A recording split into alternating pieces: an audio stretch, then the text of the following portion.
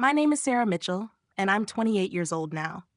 What I'm about to share is the story of how I lost my family at 13 and later found a real one in the least expected place. This is not a story about forgiveness or reconciliation. It's about accountability, consequences, and the difference between people who call themselves parents and those who actually earn that role. Before I explain what happened at that graduation ceremony, when my biological mother sat frozen while 847 people watched me honor the woman who truly raised me, I need to take you back to where it began. Back to St. Mary's Hospital, room 314, on a Tuesday afternoon in October, when I was only 13 years old. I remember the smell of that hospital room clearly, antiseptic mixed with a light floral scent from the air freshener. I was sitting on the exam table, my legs hanging because I was still small for my age, wearing one of those paper gowns that never closed properly in the back. Dr. Patterson had just finished explaining my diagnosis to my parents, acute lymphoblastic leukemia. He said it was the most common type of childhood cancer, but also one of the most treatable. With aggressive chemotherapy, my survival rate was around 85 to 90%. Good odds, he kept repeating, very good odds. My mother, Linda, sat in the plastic chair near the window, staring at a single spot on the wall. My father, Robert, stood with his arms crossed, his face growing redder by the minute. My older sister, Jessica, who was 16 at the time, was texting on her phone and barely paying attention.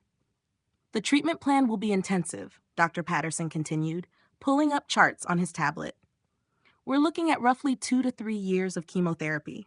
The first phase is induction therapy, lasting about a month, and Sarah will need to be hospitalized for most of that time. After that, we move into consolidation and maintenance phases, which can be handled outpatient but will require frequent hospital visits. How much? That was the first thing my father asked.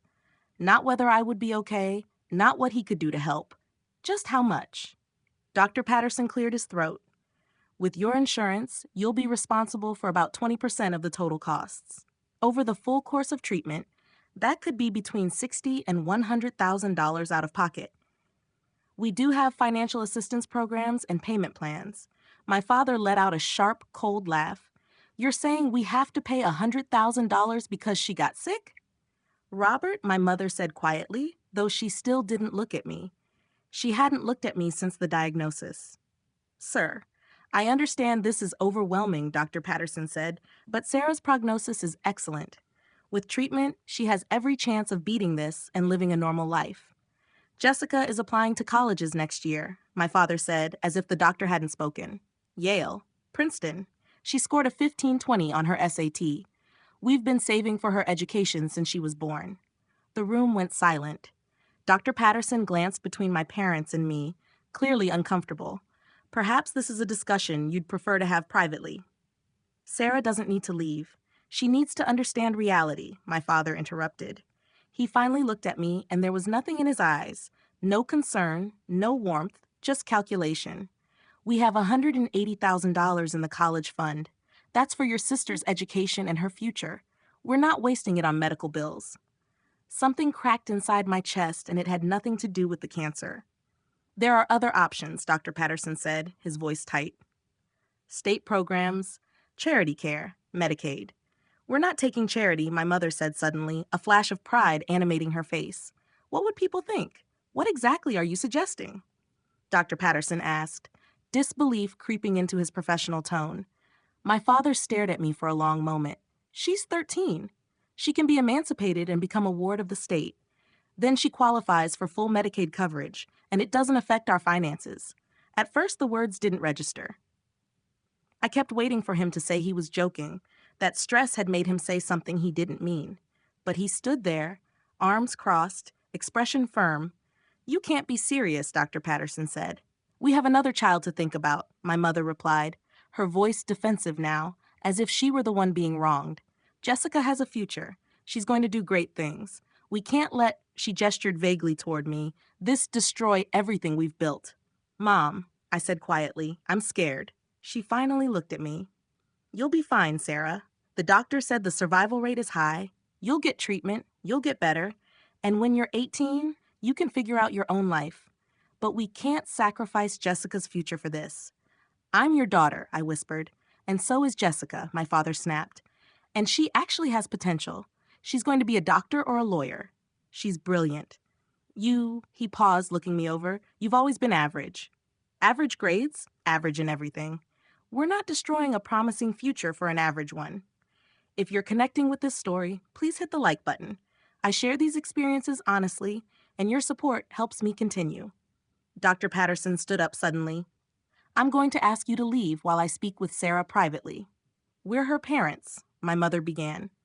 Leave now, Dr. Patterson said, his voice cold and firm, or I will call security and social services.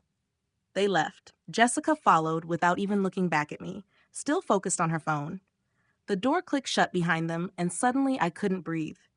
The reality of what had just happened hit me all at once, and I broke down, sobbing in deep, uncontrollable gasps that shook my entire body. Dr. Patterson pulled his chair closer and waited until I could breathe again. Sarah, I need you to listen very carefully, he said. What your parents just said is not okay. It's not legal, and it's not going to happen. I'm calling social services right now. You are not leaving this hospital without a plan that puts you first. Do you understand? I nodded, wiping my face with the rough hospital tissues. You have cancer, he continued. That's frightening, and this will be hard. But you're going to get through this, and you're going to do it surrounded by people who genuinely care about you. I promise. He kept that promise. Within an hour, a social worker named Margaret arrived. Within 2 hours, I was moved to a pediatric oncology room and officially admitted for treatment. And within 3 hours, my parents had signed emergency temporary custody papers, effectively turning me over to the state. They didn't even say goodbye. That first night in the pediatric oncology ward was the darkest moment of my life. I lay in the hospital bed, hooked up to IV lines, surrounded by machines that beeped and hummed, and I felt more alone than I ever thought possible. I wasn't afraid of the cancer anymore. I was afraid that no one would care whether I lived or died. Then Rachel walked in for the night shift. Rachel Torres was 34 years old, a pediatric oncology nurse who had worked at St. Mary's for 8 years. She had dark, curly hair, pulled back into a practical ponytail, warm brown eyes, and a smile that felt genuine. She wasn't conventionally beautiful, but her presence made you feel safe. Hey, Sarah, she said, checking my chart. I'm Rachel. I'll be your night nurse. How are you feeling? Terrible, I answered honestly. She pulled up a chair and gave me her full attention. Yeah, I heard about what happened with your parents. There really aren't words for how wrong that is. I started crying again. It felt like all I did that day was cry. Rachel didn't rush me or tell me everything would be fine. She handed me tissues and waited. When I finally calmed down, she said, I won't lie to you, Sarah. The next few years are going to be hard. Cancer treatment is tough, but you're tougher than cancer, and you're tougher than parents who don't deserve you. And you're not alone. I'll be here every step of the way. You don't even know me, I said. Not yet, she replied. But I will. And I have a feeling you're pretty remarkable. Later that night, after finishing her rounds, Rachel came back with a deck of cards. We played Go Fish until 2 in the morning, and she told me about her life. She was divorced, had no children of her own, and had always wanted to be a mother, but it hadn't worked out. She lived in a small house 15 minutes from the hospital, had a cat named Pancake, and loved murder mystery podcasts. Why nursing? I asked. My little brother had leukemia when I was 18, she said quietly. He survived. He's 28 now, married, with a child. I remember watching him go through treatment. I remember the nurses who made a difference and the ones who were just doing a job. I wanted to be the kind who makes a difference. Did your parents abandon him? I asked before I could stop myself. No, she said firmly. My whole family came together. My parents went broke, covering what insurance didn't, and sold the cat, and they never complained. That's what parents do, Sarah. Real parents. Over the next month, during induction chemotherapy, Rachel became more than my nurse. She became my advocate, my protector, and my friend. When I was too sick to eat, she stayed with me and told stories until the nausea eased. When I lost my hair, she showed me photos of her own bad high school haircut until I laughed. When I woke from nightmares about being alone forever, she held my hand until I fell asleep again. My parents never visited. Not once. Margaret later told me they had signed full surrender papers, giving up all parental rights. Jessica was busy with SAT prep and college applications. I was truly on my own, except I wasn't, because Rachel was there. On day 28, when induction ended and I was officially in remission, Dr. Patterson came in with good news. You're responding extremely well, Sarah. We can move to outpatient care now. You'll still need regular chemotherapy visits, but you won't have to stay here. Where will she go? Rachel asked immediately. She was technically off duty, but had stayed late, as she often did. Foster care, Margaret said. I have a family lined up. They're experienced with medical cases. I want to take her, Rachel said. Everyone turned toward her. I want to foster her. I'm already approved. I completed the training 2 years ago, but never had a placement. I can do this. I want to do this. Margaret and Dr. Patterson exchanged looks. Rachel, Margaret said carefully, this is a long-term commitment. 2 more years of intensive treatment, followed by years of monitoring. I know, she said. I want to do it, if Sarah wants to come home with me. She looked at me, and in her eyes I saw something I hadn't seen from an adult in a long time. Hope, care, commitment. Yes, I said. Please. The paperwork took another week. During that time, Rachel brought photos of her house, talked about the room that would be mine, and asked about paint colors and decorations I liked. She planned as if I were permanent, not temporary, as if I were her daughter, not just a foster placement. On November 15th, exactly 1 month after my diagnosis, Rachel drove me to her small 3-bedroom house on Maple Street. She carried my single bag of belongings, everything I owned, and led me inside. This is your room, she said, opening a door on the 2nd floor. I stepped in and froze. The walls were painted a soft lavender, my favorite color, which I had mentioned once in passing. There was a new bed with a purple comforter, a bookshelf filled with young adult novels, and a desk by the window. On the desk sat a framed photo of Rachel and me from the hospital, both of us smiling. Welcome home, Sarah, Rachel said quietly. I broke down crying for what felt like the 100th time that month, but these tears were different. They were tears of relief, gratitude, and hope. Rachel wrapped her arms around me and held me while I cried. You're safe now. You're home, and I'm not going anywhere. She kept that promise too. The next 2 years were difficult. There's no way to soften chemotherapy. It's harsh, but Rachel made it manageable. She drove me to every appointment, held my hand during every infusion, and stayed with me through every wave of nausea. She learned to cook bland foods I could tolerate. She bought soft hats and scarves when I felt uncomfortable about my bald head. She helped me keep up with school through a home hospital program. More than anything, she gave me stability, structure, and care. Every morning, even on my worst days, Rachel would come into my room and say, "Good morning, beautiful girl. It's a gift to see your face." Every night, no matter how late her shift ended, she would check on me and sit on my bed to hear about my day. On good weeks, we went to the movies or the park. On bad weeks, we stayed on the couch with blankets, watching terrible reality TV. She never once complained about money. Insurance covered most of my treatment, but there were still costs, copays, medications, special food, supplies. Her house was small and modest, and I later learned she had taken out a second mortgage to cover some of it. She never told me then.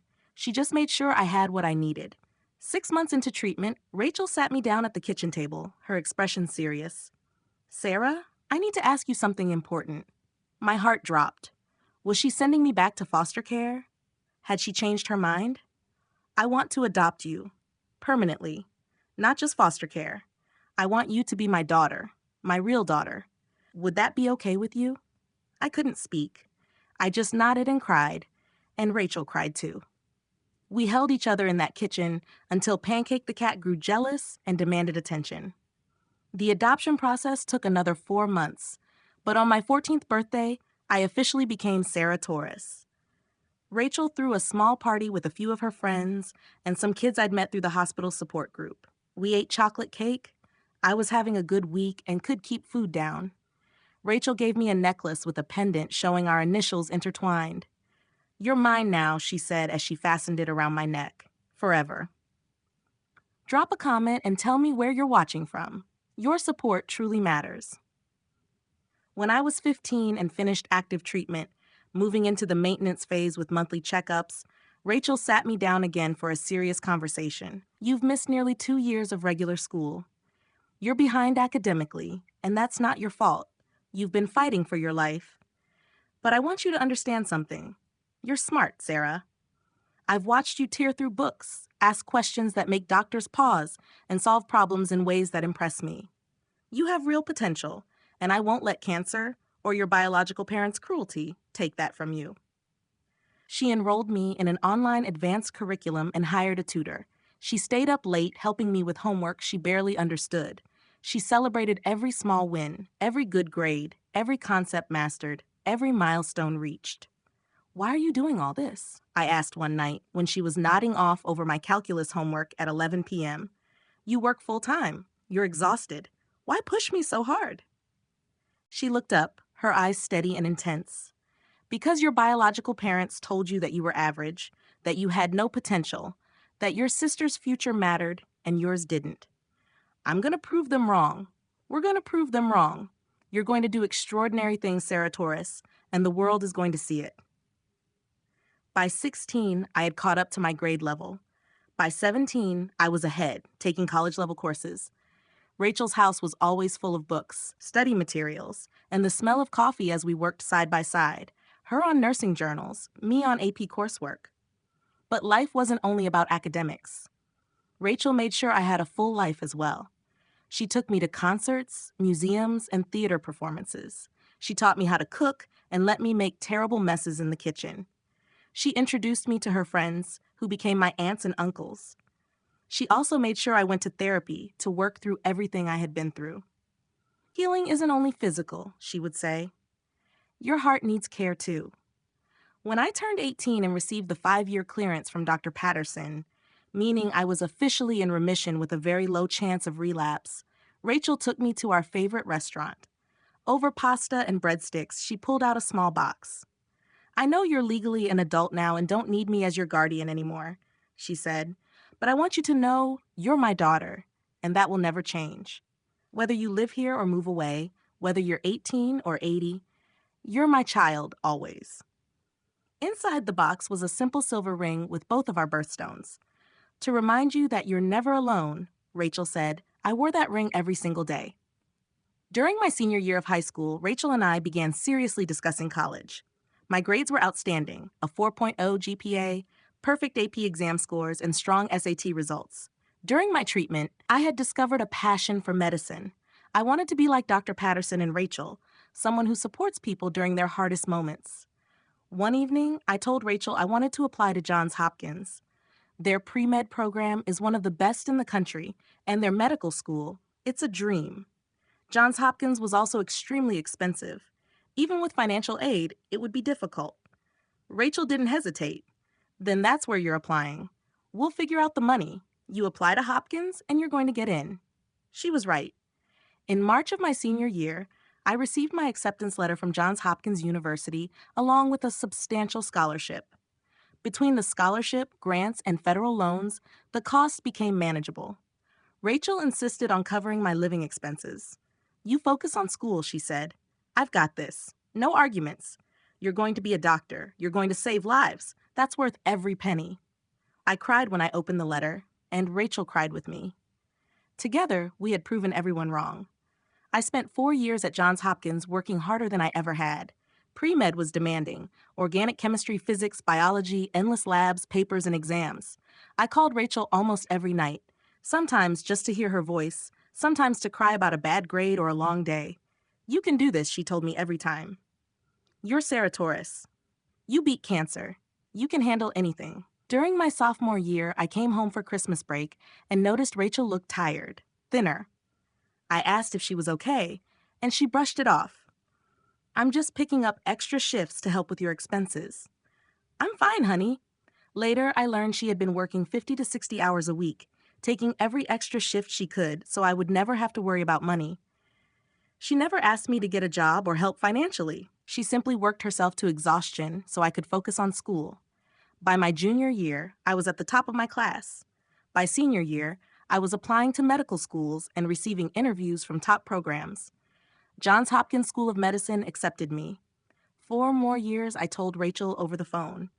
4 more years and I'll be Dr. Torres. I'm so proud of you, I can barely contain it, she said, her voice full of emotion. Your biological parents have no idea what they gave up. They lost me, I replied.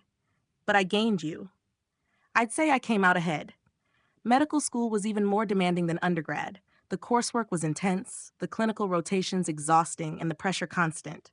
But I loved it. I loved learning how the body works, how to diagnose illness, and how to help people heal.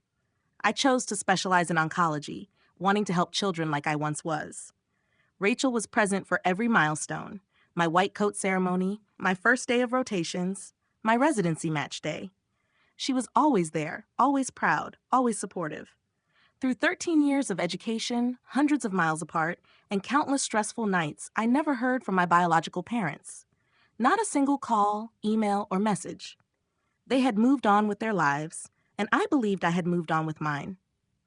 Then, in April of my 4th year of medical school, I learned I had been selected as valedictorian of my graduating class. Out of 120 exceptional students, I had the highest academic standing, the strongest clinical evaluations, and the best research record. I would be delivering the commencement address. I called Rachel immediately. Mom, I have news. She had asked me to call her mom during my sophomore year of college. You are my mom, I had told her. The only one who matters. What's the news, baby? I'm valedictorian. I'm giving the graduation speech. Rachel screamed so loudly, I had to pull the phone away from my ear. Then she was laughing and crying at the same time, talking so fast I could barely follow. I'm so proud of you. So incredibly proud. Your speech is going to be amazing. You're going to change the world, Sarah. I always knew it. Graduation was scheduled for May 20th. Rachel requested the day off months in advance. She bought a new dress and invited all her friends, my aunts and uncles, the people who had become my family. It was meant to be a celebration. 2 weeks before graduation, I received an email from the university's events coordinator. Because of my status as valedictorian, I was allowed to submit additional names for reserved seating beyond the standard 2 guests. I immediately added names. Rachel, of course, along with 6 of her closest friends who had become family to me. The coordinator replied quickly, "We actually have one additional request for your reserve section. Linda and Robert Mitchell have contacted us, identifying themselves as your parents and requesting seats. Should we add them to your list?" I stared at that email for a full 5 minutes. Linda and Robert Mitchell, my biological parents. The people who abandoned me at 13, who told me I was average and not worth saving, who chose my sister's college fund over my life. They wanted to attend my graduation. I picked up the phone and called Rachel. Mom, my biological parents want to come to graduation. There was a long pause. How do you feel about that? I don't know. Part of me wants to tell them to stay away. Another part of me wants them to see who I became despite them. What do you think I should do? It's your day, honey. Your achievement. Whatever you decide, I'll support you. But if you want my opinion, let them come. Let them see exactly what they walked away from. Let them see the woman you became, with a real mother standing beside you. I thought about it for a long time. Then I replied to the email, yes, add them to the reserve section. I wanted them there. I wanted them to see.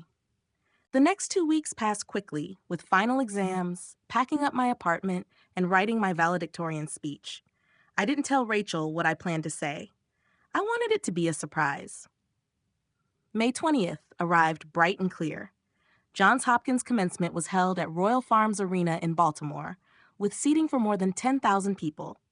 Graduates from medicine, nursing, public health, every school at Hopkins were there with their families. I arrived early for the graduate lineup. My white coat was pressed, my honor cords perfectly arranged. I wore Rachel's necklace with our intertwined initials and the ring she had given me on my 18th birthday. As we organized by school and academic standing, an event coordinator approached me. Dr. Torres. They called us doctors even though we hadn't officially graduated yet.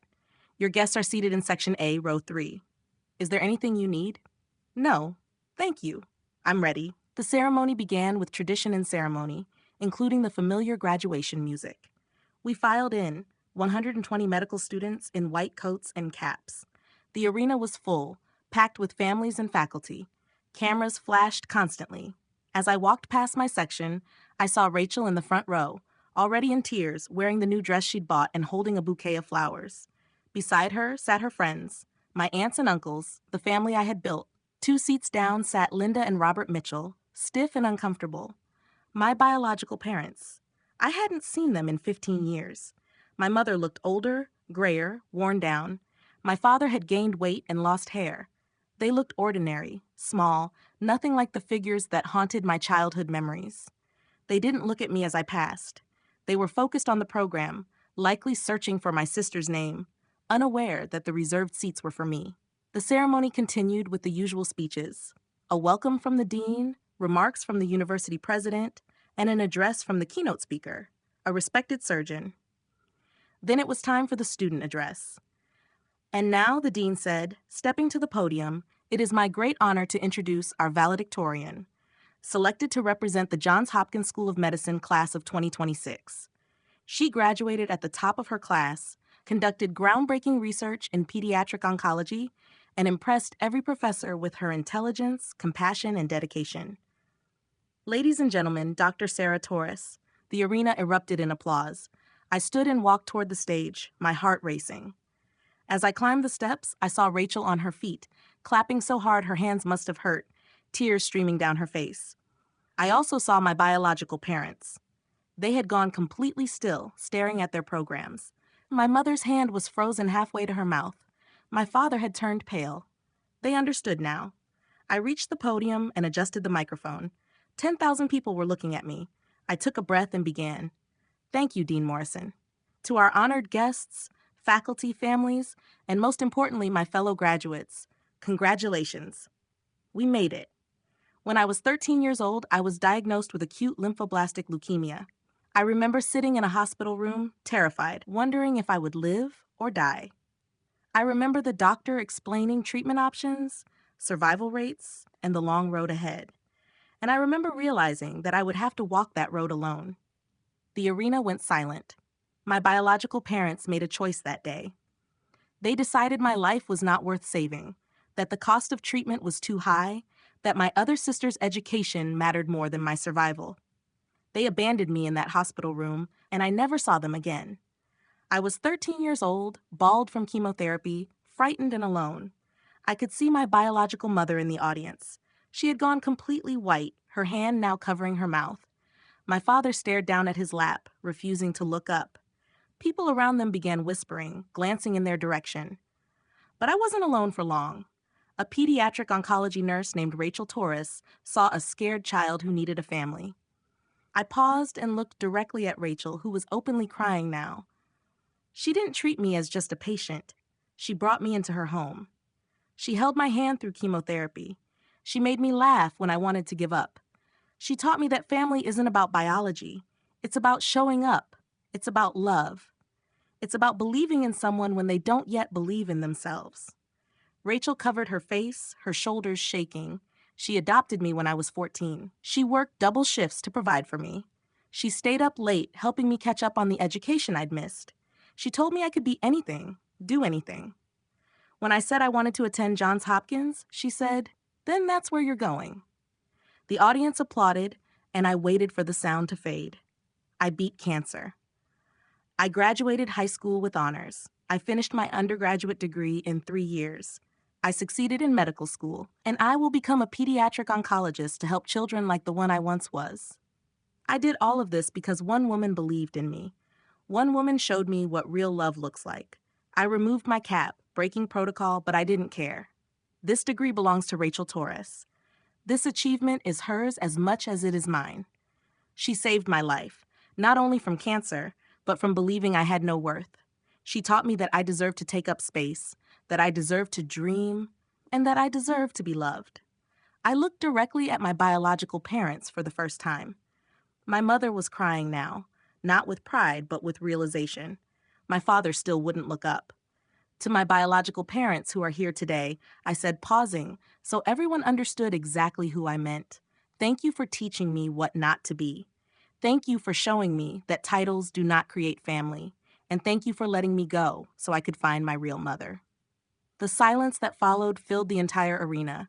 And to Mom, I looked at Rachel, who was now standing, one hand pressed to her heart. Thank you for every sacrifice. Thank you for every late night, every doctor's appointment, every tear you wiped away. Thank you for choosing me when no one else did.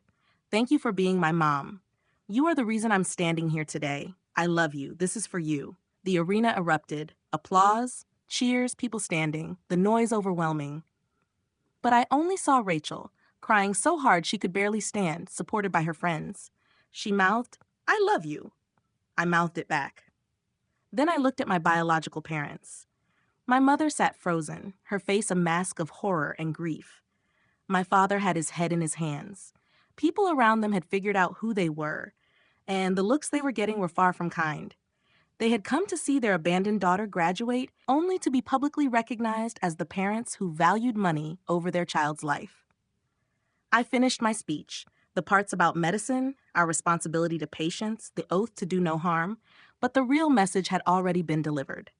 When I returned to my seat, classmates stood and applauded. Several hugged me as I passed. The rest of the ceremony blurred together. Conferring of degrees, moving of tassels, the recessional. All I could think about was getting to Rachel. After the ceremony, the reception in the adjacent hall was a swarm of congratulations from classmates, professors, and strangers. Through the crowd, I saw Rachel pushing toward me. When she reached me, we both broke down. We held each other in the middle of that crowded hall and cried, not caring who saw. "You didn't have to do that," Rachel sobbed. "You didn't have to give me credit." "Yes, I did, because it's true. All of it. I'm so proud of you." So proud. Dean Morrison interrupted for photos. Then local reporters who had heard about my speech wanted interviews. Through it all, Rachel stayed by my side, hand in mine. Across the hall, I saw my biological parents standing alone, no one approaching them. My mother looked like she wanted to come over, but was too afraid. My father looked angry, red-faced. They didn't. 20 minutes later, they left. I later learned through voicemails and emails what had happened. After abandoning me 15 years earlier, my parents had poured all their resources into Jessica's education. She went to Yale, then law school, landed a high-paying corporate job, and married a wealthy investment banker. My parents were living off her support, having spent their own savings on her education and retirement. 6 months before my graduation, Jessica's husband was caught in an insider trading scandal. He went to prison. Jessica lost her job, their house was seized, and she could no longer support my parents. My biological parents had come to my graduation hoping to reconnect, hoping their abandoned daughter could help them. Instead, they were publicly shamed in front of 10,000 people. The first voicemail that night was from my mother. "Sarah, it's Mom. We know what you must think of us. We were scared. We made a terrible mistake. We're proud of you. We need help. Jessica can't support us anymore. Please call me back." I deleted it. 2 days later, my father emailed, "Sarah, your mother is devastated. You humiliated us in public. We did the best we could at the time. You turned out fine, so clearly we didn't ruin your life. We're your parents. You owe us at least a conversation." I didn't respond. Over the next 2 weeks, they called 47 times, sending emails, texts, and social media messages, a mix of guilt-tripping and veiled requests for money. They'd heard Hopkins graduates earn high salaries. They thought I could help. On the 15th day, I sent one email. "You told me when I was 13 that you couldn't afford a sick child. You said Jessica had potential, and I didn't. You abandoned me when I needed you most. Rachel Torres became my mother, my family, my everything. I owe you nothing. Do not contact me again." I blocked their numbers, emails, and moved on. That was 3 years ago. I'm 31 now, completing my fellowship in pediatric oncology at Children's Hospital of Philadelphia. I'm exactly where I want to be, doing exactly what I'm meant to do. Rachel is still in Baltimore working part-time as a nurse. She visits often, and we talk every single day. She's my mom, my best friend, my hero. I later heard that my biological parents lost their house 2 years ago, living in a small apartment, surviving on Social Security. Jessica moved across the country and stopped talking to them after they repeatedly asked her for money. I feel nothing. No satisfaction, no guilt, no sadness. They are strangers. They made their choice 15 years ago, and I made mine 3 years ago at that graduation ceremony. Sometimes people ask if I regret my speech, if it was too harsh, or if I wonder about reconciliation. I don't. That speech wasn't revenge, it was truth. It honored the woman who saved me and showed the world what real love looks like. It showed abandoned children that they can survive, thrive, and succeed despite the people who gave up on them. Rachel taught me that family is chosen, not given. Love is action, not words. Showing up matters more than DNA. I'm Dr. Sarah Torres. I beat cancer. I became a doctor. I'm saving lives just like Dr. Pfaff. Patterson and Rachel saved mine. And I did it without the people who said I wasn't worth saving. That's not revenge. That's justice. If you're watching and have been abandoned, rejected, or told you're not worth investing in, hear this. Those people are wrong. Your worth isn't determined by them. Your potential isn't limited by people who underestimated you. Find your Rachel. Find the people who see you, believe in you, and show up for you. Build your chosen family. Then prove every doubter wrong by becoming exactly who you're meant to be. I am living proof it's possible. And to Rachel, Mom, if you're watching this, thank you for everything. I love you.